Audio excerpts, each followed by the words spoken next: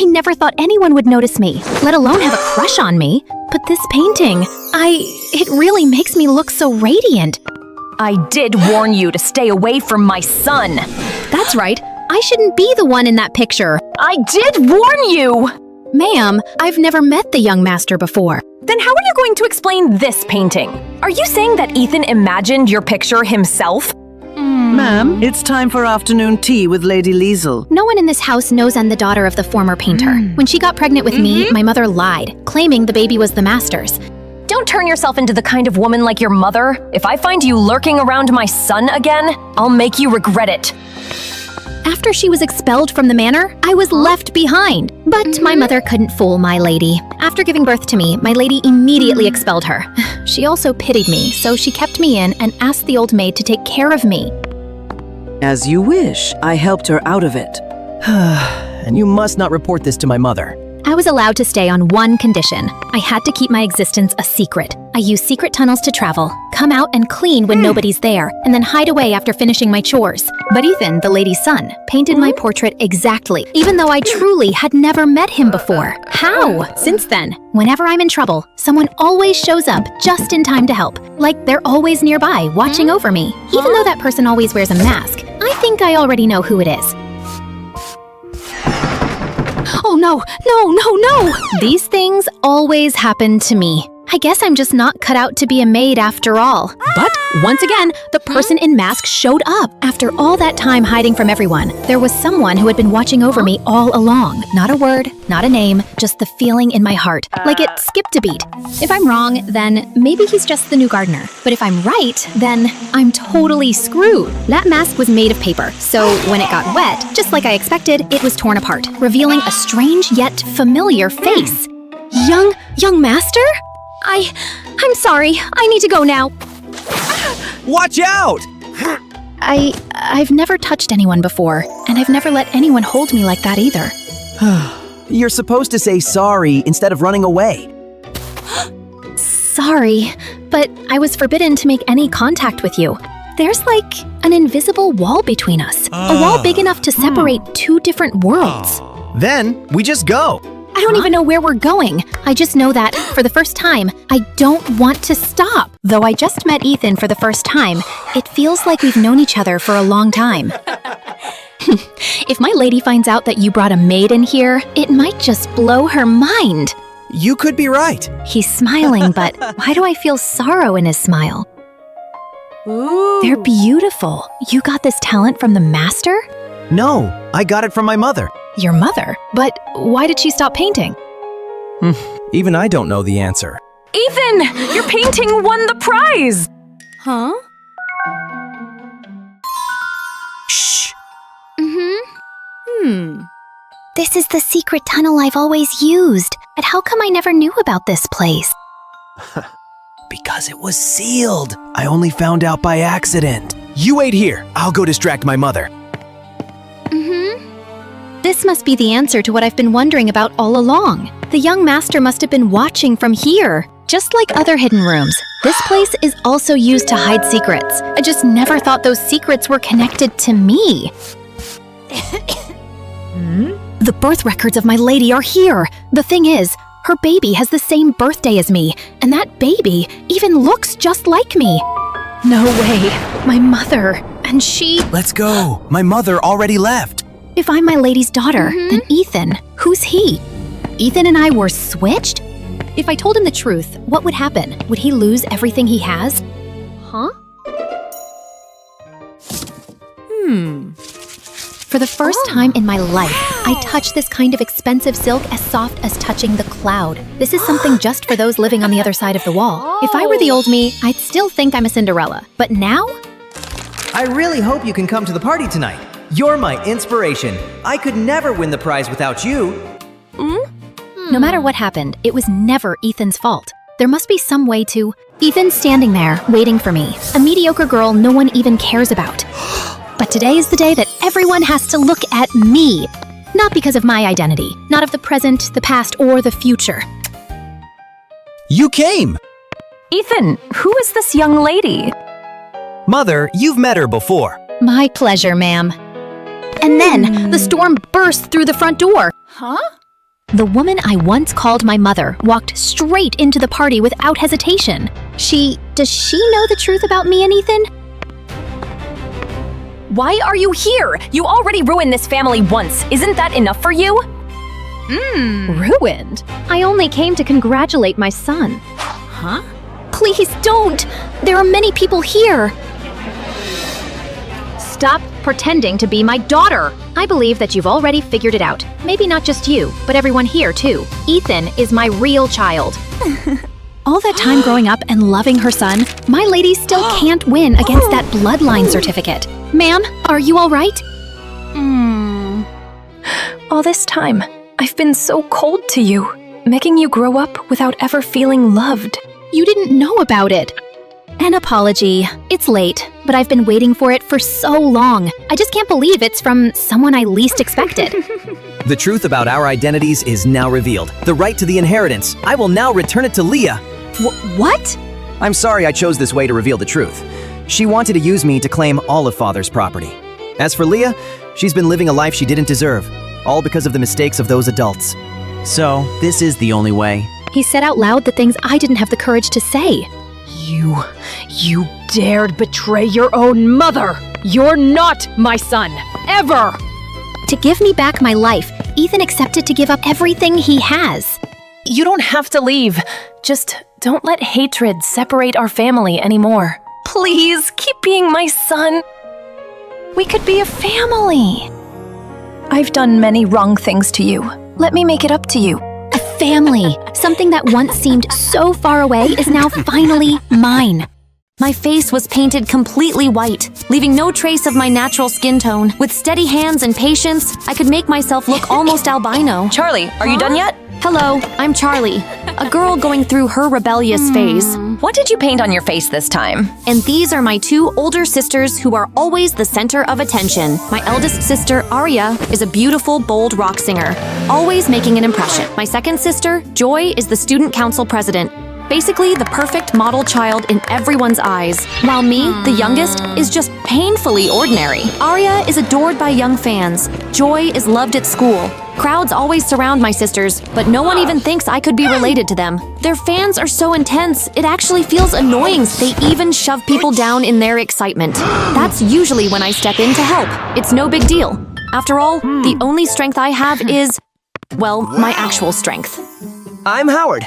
I just transferred here. Please take care of me. The surprise of the day? The very person I helped earlier turned out to be the new transfer student. I didn't notice at first just how unusually pale he was. Are you an angel? You're so pale! Not an angel. He must have albinism. Albinism? Yeah, I have albinism. Still, that makes you really special. So people with albinism were admired and loved like this? Then, if I looked albino, would I finally get noticed too? Oh, but that's easy. I could make myself look like that. Just go all pale. Simple.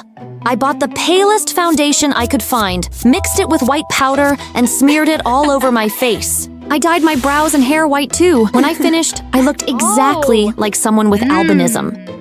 As expected, the whole class was shocked. What happened to you, Charlie? I got sick a few days ago, and when I recovered, I looked like this. You can get albinism from being sick? If you're like Howard, your health must be fragile too. Don't worry, we'll look out for you. Charlie? You look gorgeous today. I couldn't believe it. Even my crush, Carl, was praising this look. But pretending to be albino meant I had to act weak all the time. I couldn't even move freely anymore, even when a ball came flying. Normally, I'd catch it without effort, but instead, I had to act terrified. Watch out! He tried to help but couldn't make it in time. Thank goodness my Prince Charming arrived. Are you okay? So maybe acting weak wasn't so bad. Ever since I became albino, Carl paid much more attention to me, carrying my things, catching me when I stumbled. Honestly, I thought we were about to fall in love. Everything was perfect until one day in the library. While choosing books, a bookshelf suddenly tipped toward me. I was trapped between it and the wall. Both exits were blocked by piles of books. Normally, I could have just shoved them aside, but suddenly my arm hurt. Just as I panicked, someone cleared an opening. It was Howard! Charlie, are you okay? Howard! Don't worry, I'll get you out. He moved the stacks one by one and cleared the way. Good thing you were here. But you're albino too, and still stronger than me? Stop! I know you're lying. He exposed me right there. Worse, our conversation was somehow broadcast through the school speakers. I know you're lying. You're not really albino, are you? What are you saying? Of course I am. I look like this. You've been faking it, pretending to have albinism. I know that for sure because it's albinism. It can't just happen after an illness. You should stop this. What do you know? This is the only way I get noticed. Don't even think about stopping me. The real you was already good enough. I stormed away furious. But soon, the reactions from everyone at school confused me even more. Liar! What do you mean? You're not albino. My conversation with Howard had been leaked. When? How? Liar! Fake! Everyone started coming at me, hurling accusations. I had been exposed. I couldn't stay here any longer. Terrified, I ran into the bathroom. Charlie, you're in there, right? Why are you crying? Didn't you hear what everyone's saying? Yeah, I heard. So what? I can give you exactly what you want, if you come with me. Could Carl give me what I want?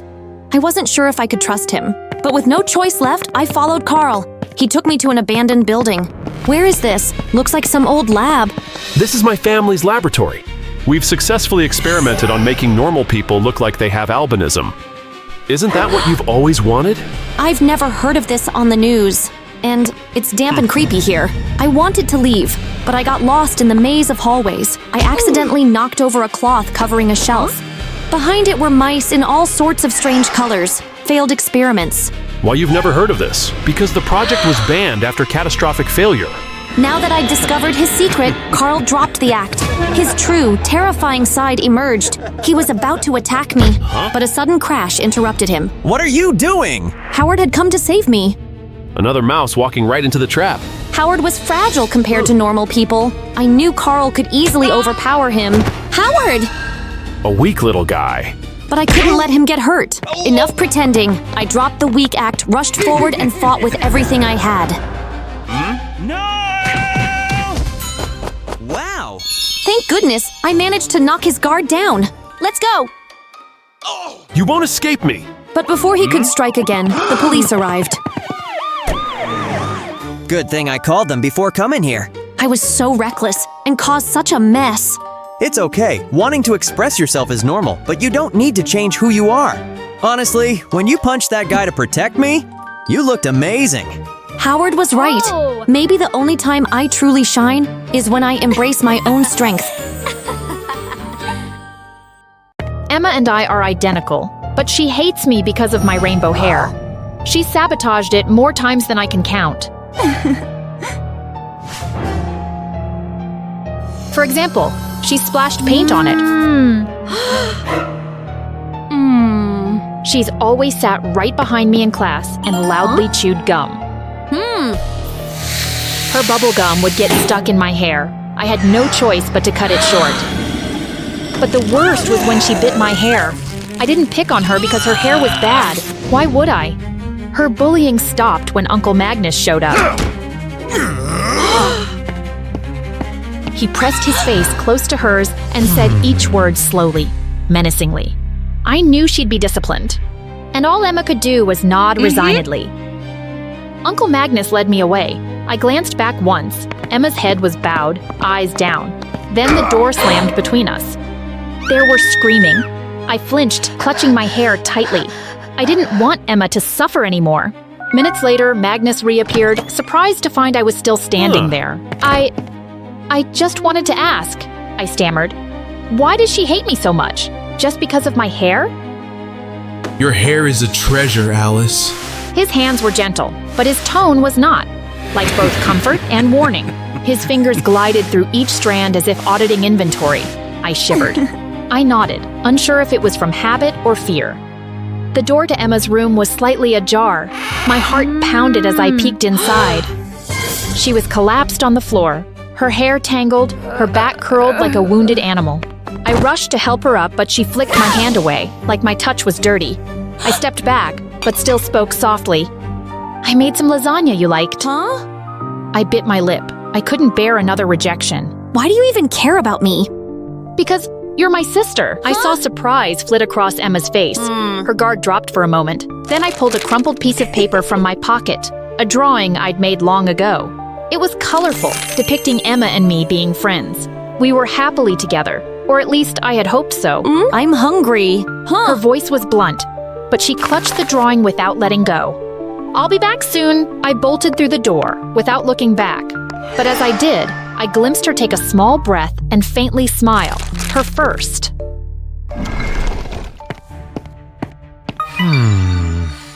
The moment Uncle Magnus finished disciplining Emma, I walked to the fridge, but inside wasn't lasagna. When I barely cracked open the fridge door, a hidden tunnel revealed itself. Before I could understand where it led, the hatch slammed shut behind me. No way back. I had to move forward. Unbeknownst to me, my uncle would soon pass by again. Beyond the tunnel was a secret lab. Were all these things Uncle Magnus's? Biological designs, documents, dozens of test tubes, scattered wigs everywhere. I didn't want them to involve me or Emma. But one file caught my eye. It listed Emma's hair, described as Experiment Emma, and it was identical to mine. We were sisters, weren't we? Hair was harvested when it reached 1 meter length, and on the 18th birthday. I don't understand. While I was still overwhelmed by the sudden wave of information, while I stood there shaking, Uncle Magnus approached the fridge. Oh. A message came through to Uncle Magnus. Someone saved as client was asking to harvest my hair, saying they didn't want to repeat the mistake they made with Emma. My throat tightened. Were we just experiments? For harvesting hair? Black paint, sing-gum, screaming, your hand being pulled away. It wasn't jealousy. It was protection? From the very man we always called Uncle? And then he appeared right behind me. Alice? I was like a trapped mouse with nowhere to run, and no one knew I was here. Except Emma. Even if we weren't blood sisters, she felt something.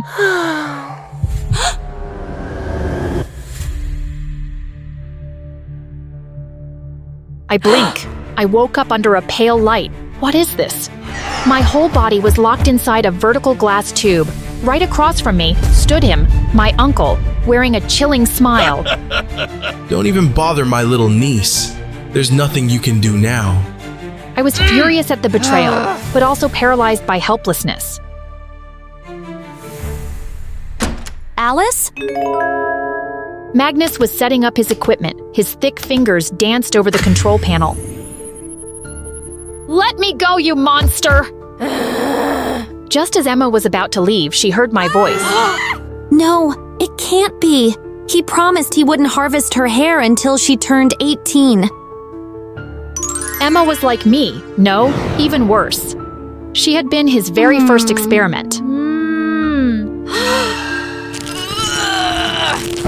Harvesting her hair exactly on her 18th birthday will make it grow endlessly. But if harvested too early, her hair will stop growing forever. Oh! Those words sparked an idea. Emma reached for the scissors. Then I'll just have to create another one to replace her.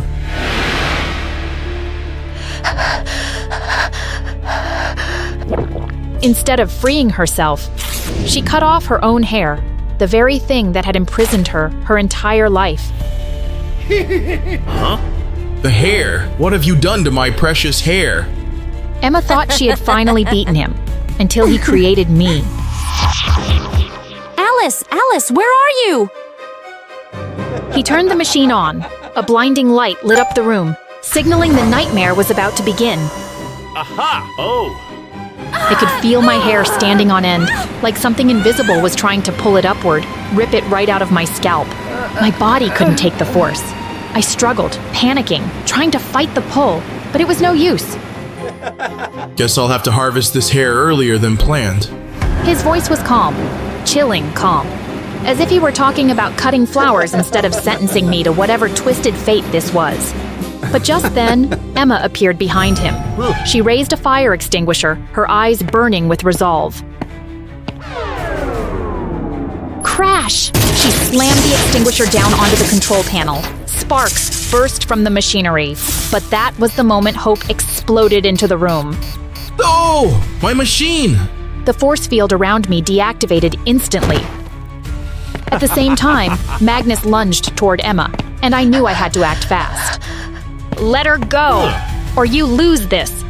I held up a lock of my hair and a pair of scissors. The threat was clear. With a single snip, everything he built would crumble. No! And of course, he panicked. Wait, Alice, we can negotiate. But Emma didn't waste time. She shot me a quick glance, nodded, and didn't hesitate. She slammed her hand on the red button, the hair suction mode, maximum level. The sound was deafening. Air swirled like a storm, violent and chaotic. Emma clung to the control table with both hands, straining against the vortex. I gripped the leg of a nearby table, desperate not to get sucked in myself. But Magnus, he wasn't fast enough. The air tore through the lab. One by one, wigs and hair pieces flew off the walls, spinning like leaves in a hurricane. They spiraled toward the suction chamber. Hair wrapped around him like vines, covering his body, choking his breath. In the chaos, Emma crawled toward the chamber and slammed the door shut. The vacuum stopped. We collapsed, me and Emma both, breathing like we had just outrun fate itself. At last, we were no longer experiments, no longer tools for someone else's obsession. We had taken back our lives. It was just like the picture I'd drawn all those months ago. A happy ending.